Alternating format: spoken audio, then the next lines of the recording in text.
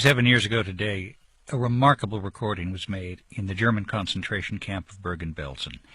The recording became part of a radio report on the liberation of that death camp that was filed by Patrick Gordon Walker, who worked for the BBC. This is London calling North America. The day I reached Belsen concentration camp, the 5th day of liberation, was a Friday, the day before the Jewish Sabbath.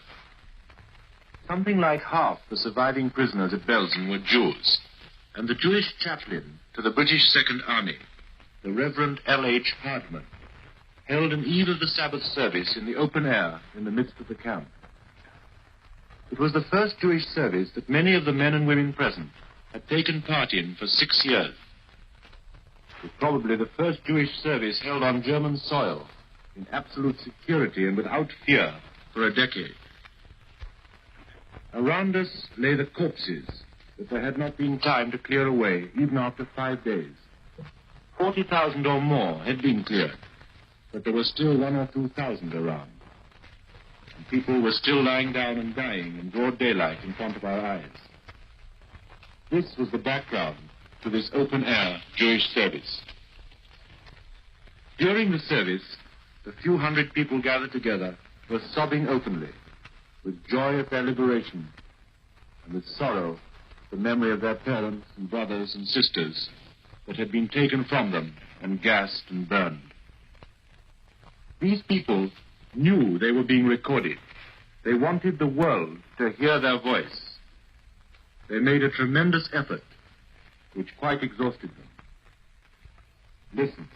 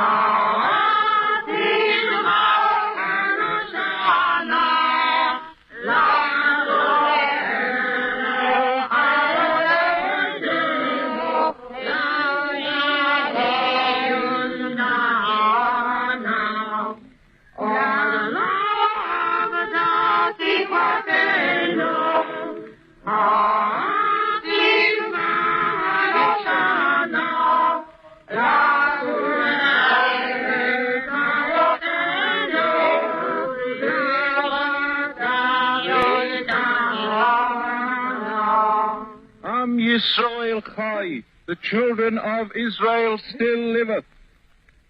Amen. Survivors of Bergen-Belsen singing Hatikva at Shabbat services on April 20th, 1945, following their liberation by British troops of the Second Army. That transcription of a shortwave broadcast was made in New York City by Mo Ash.